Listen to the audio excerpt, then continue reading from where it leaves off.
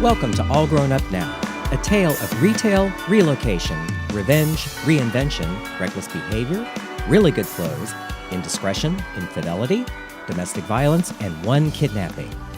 I'm Kenneth D. King, podcasting from my studio near Union Square in New York City. This podcast is another in a series of installments from a novel I wrote called All Grown Up Now, A Friendship in 3 Acts, available on Amazon.com. It's the story of a small-town boy who dreams of being a grown-up and his journey to get there. Each week, you'll hear another installment of this story. I am pleased to announce that BearWorldMagazine.com will be one of the sponsors of all of the episodes going forward.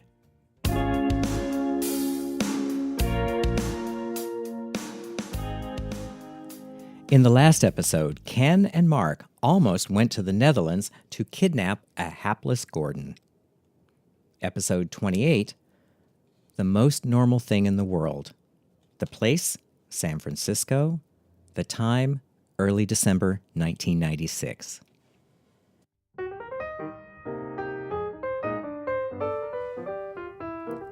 That Thursday during the second week in December was unexceptional.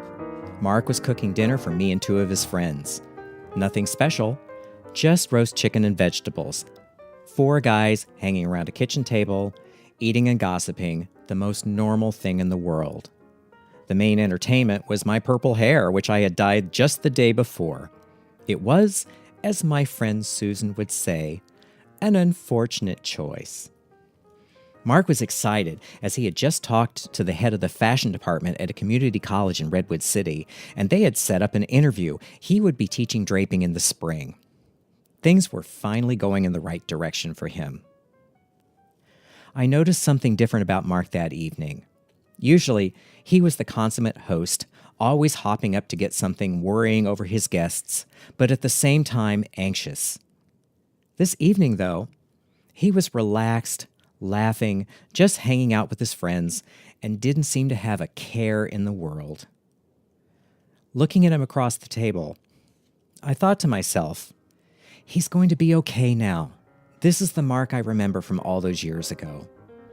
This is what Mark wanted in life, to do his art and enjoy his friends, the most normal, ordinary things in the world. That evening, it looked like he was going to be okay no matter what. The most normal thing in the world. We all left about 10:30.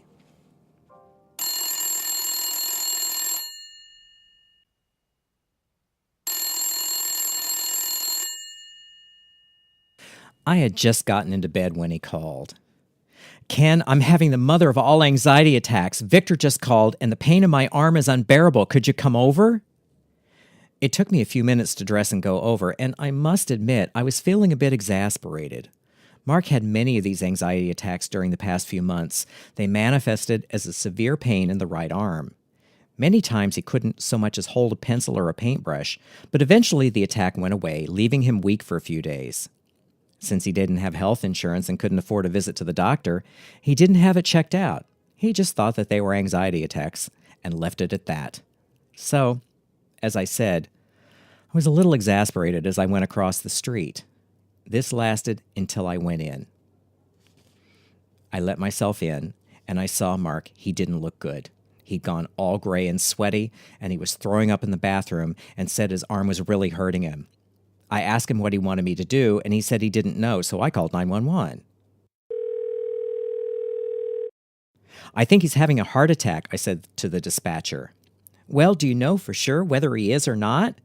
That's a stupid question, I shouted. I'm not a doctor, but his right arm is hurting and he's throwing up. Could you get someone here now? While we waited for the paramedics to arrive, Mark looked at me and said, Ken, you don't know what it's like, knowing that one day I'm going to walk around a corner and have my brains blown out. You can't understand what that's like. I know, I responded. No, you don't, Mark said firmly. You're right, I said meekly. And I'm glad you don't, he said, and I hope you never do know what this is like.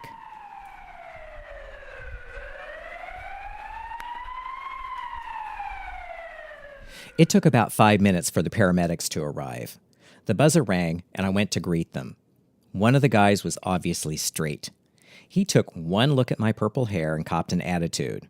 When he saw Mark, who, if you remember, weighed all of 105 pounds dripping wet, you could see it on this guy's face. AIDS.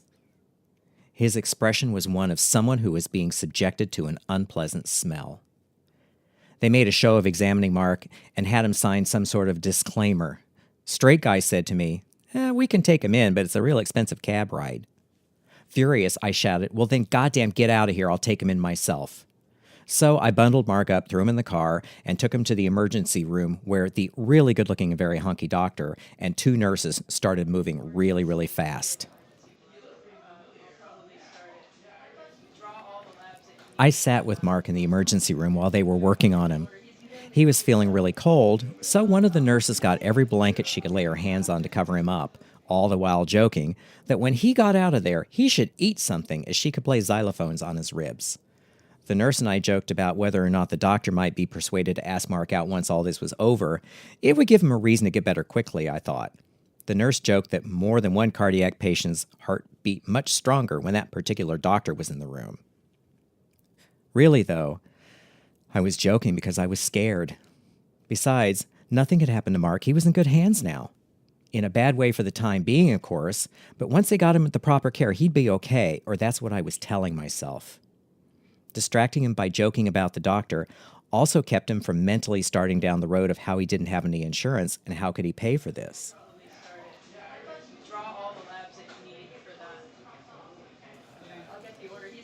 Later, they put Mark in intensive care and got him settled in for the night. Night was really turning into early morning. It was about 4:30 when I left to go home. I looked at him through the window of the ICU while the nurse was telling me he would be okay. I left and stopped for breakfast on the way home, as I figured that the morning would be busy, what with calling Robert and getting Mark's personal things up to the hospital. After breakfast, I went home and went to bed. About 7 o'clock, I awoke from a dream I was having. It was foggy and dark, early morning, and in the background, it looked like the building that Mark lived in Oklahoma City. Mark looked like the day he did when I met him, and was wearing the same pink Izod shirt and khakis. In the dream, Mark was telling me that he had to go. I was arguing with him that no, this wasn't AIDS, it was a heart attack. The doctors could fix it. Don't go. They can do something about heart attacks. But in the dream, Mark looked at me and said, "No, Ken, it's time for me to go." And I woke up. Bummed by the bad dream, I got out of bed, got dressed, and took Daisy out for a walk. We went over to Mark's place to call Robert and pick up some things to take over to Mark. I picked up the phone, and there was a message. It was the hospital. I called the hospital back and asked for the nurse in charge. They rang me through to him. "Mr. King, your friend died at 6:57 this morning. I'm so sorry." I couldn't speak. That knocked the wind out of me. "Are you all right?" he asked. I took a breath. "As well as can be expected," I gasped. "We need for you to come over and take care of a few matters sometime this morning when you feel up to it," he said. So this is how it was going to end. I was surprised. I was angry. And I felt abandoned, and I felt widowed. There, I said it.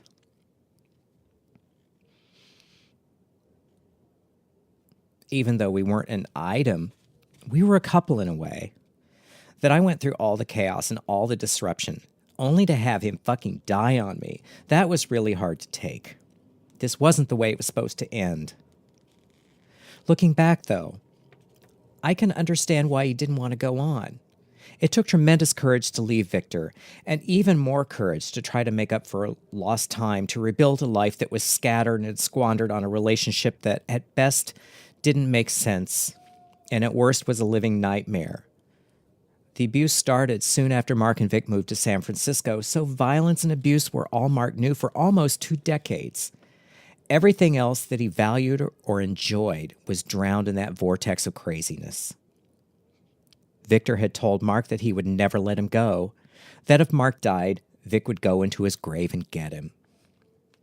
Mark felt that he would never escape Victor as long as he was alive, and perhaps dying free was the best he could do. He was certainly free of Victor now. The one thing I wanted to do for him was to make him feel safe so he could work to rekindle any sparks of his spirit and his art that may have survived the cold decades of his life with Victor. But I took on a job that I couldn't do, and in the end, I felt impotent. I couldn't fix Mark's situation, just as I couldn't fix my mother all those years ago. I thought back all those years to my therapist, Dennis, who made that particular connection for me. Mark did fix the situation in the best way he knew how. He left. He's safe now.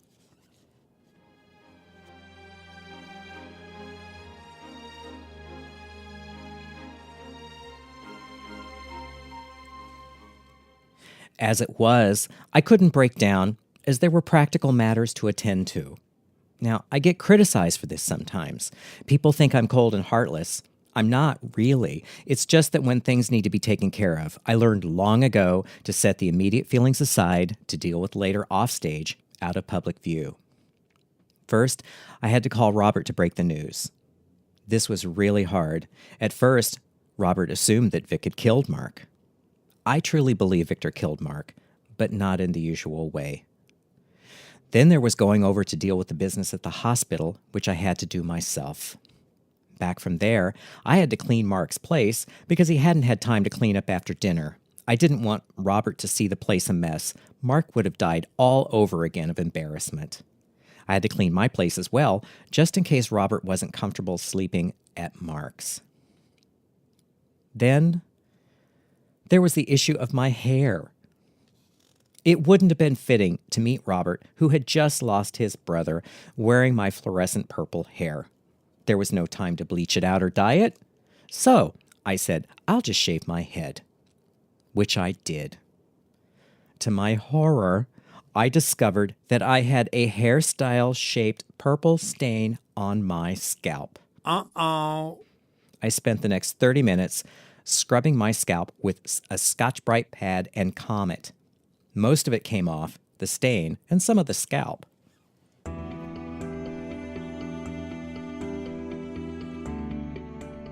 It's astonishing how estranged families come out of the woodwork to stake their claim to the dead.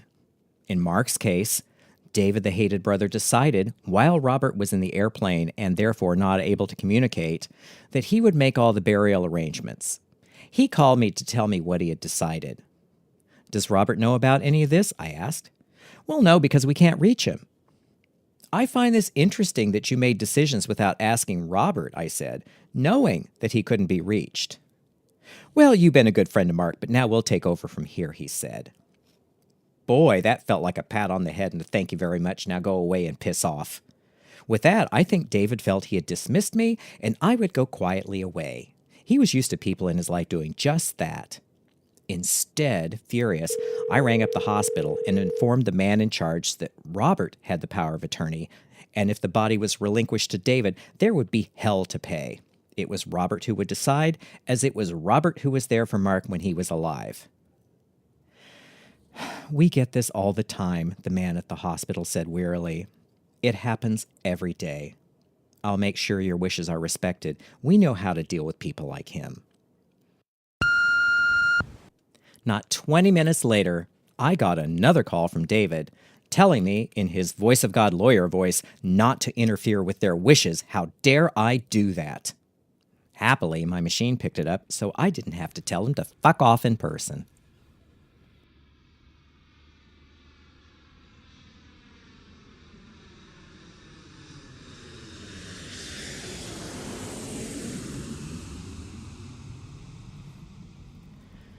Robert came into the same terminal as he did in the last visit.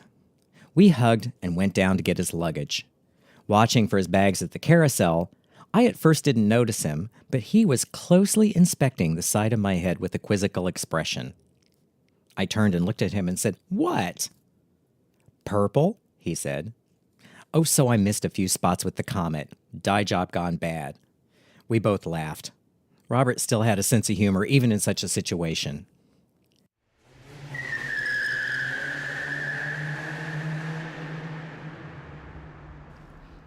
In the car on the way home, I filled Robert in on what had transpired while he was on the plane, while he anxiously joked about how fast I was driving. What was the hurry? Oi! When we got in, he called his wife Betty to check in. She gave him the rest of the dish about what David was up to. Now, it seems David had decided that Mark would be buried next to his mother after a big Orthodox funeral in Boston.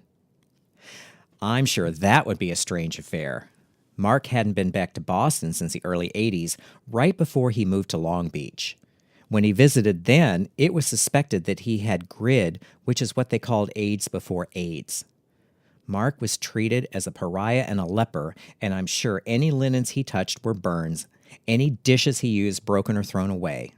So now all these people from his distant past would be invited to this memorial, and no doubt they would be puzzled as to why, what, who was he, did he die of AIDS?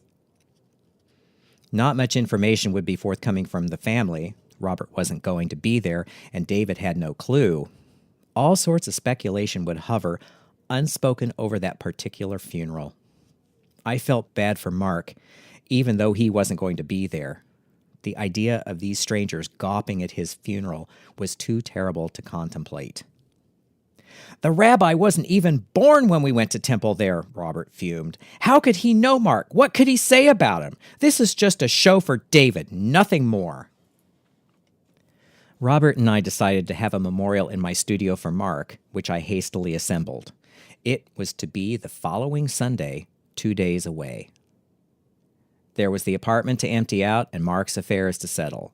He died with no will, but also no assets, so it was pretty easy to do. Robert and I went to the Social Security office to declare Mark dead, so Victor couldn't use Mark's Social Security number. There was also the funeral home to deal with, to get the body shipped back to Boston. Robert agreed to David's plan, and to get the death certificates. On them, Robert saw that David had listed Mark as single. Shows how well David knew Mark. Mark was married, and David handled the divorce, Robert snorted. I can imagine what that memorial service is going to be like. I'm glad I'm not going. The real memorial service will be here with his friends.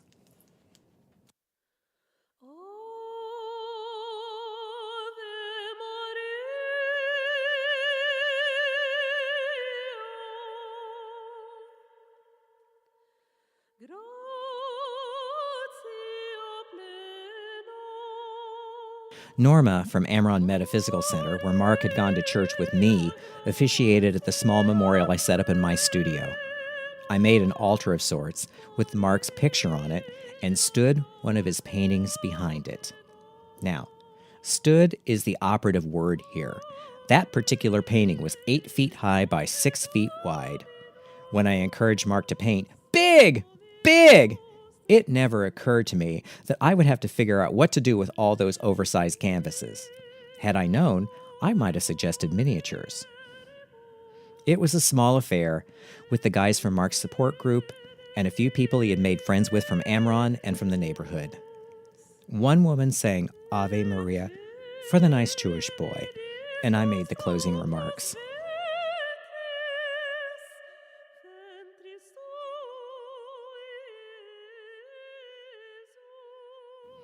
I started by telling how Mark and I had met and how in those early years he had taught me so much. He taught me window display, he taught me about opera, and about how the upper class lives. There were the fun times, the humor, and the conflicts as well. Mark wasn't always easy. He could be maddening, overly dramatic, and a bit predatory at times. It was a complicated friendship, and for me, it was one of the more profound learning experiences I've lived through. Most importantly, though, Mark taught me not just to look at something, but to see it as well. See things as they are, curves, shapes, colors, people. Observe and see. Don't just cast your eyes on something or someone, but take it in. see it. The irony here is not lost on me. It's painful, but it's not lost. For someone who taught the value of seeing, Mark lived a life full of what can happen when one doesn't or won't see. I miss him terribly to this day. Mark was my opposite. He was well-educated, he was well-to-do, he was well-traveled, he was refined, from a prominent family, while I was the wet-behind-the-ears country boy, just out of college, having never truly been out of the Midwest except a trip to New York, living in a very narrow world. Mark was the person I aspired to be, hungered to be. He was a grown-up. Mark opened a window for me, a window into a life and a wide world that I suspected was out there, but didn't know how to get to. I got a good look and desperately wanted to get through that window to go live that life. It's like we traded places. He opened that window for me, and I flew through. My life and world opened because of Mark's help. But what I wasn't aware of was that Mark flew the opposite way through the window, and his world slowly narrowed. It almost choked the life out of him before I got there to bring him back to San Francisco. But in the end, Victor did the rest from long distance. It wasn't how I wanted it to end.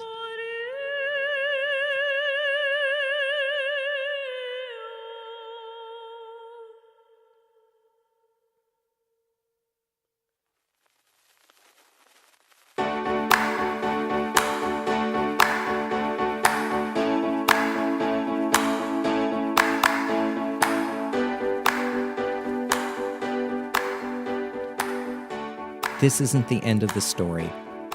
The final installment next week is the epilogue. Thanks for listening. I'd like to thank BearWorldMagazine.com for sponsoring this podcast. You can subscribe to the podcast on iTunes, SoundCloud, Stitcher, Spotify, and Google Play. If you have questions, you can reach me through the website allgrownupnow.com. You can follow me on Instagram at Kenneth D. King, on Facebook at Kenneth D. King Design, or on my main website, KennethDKing.com.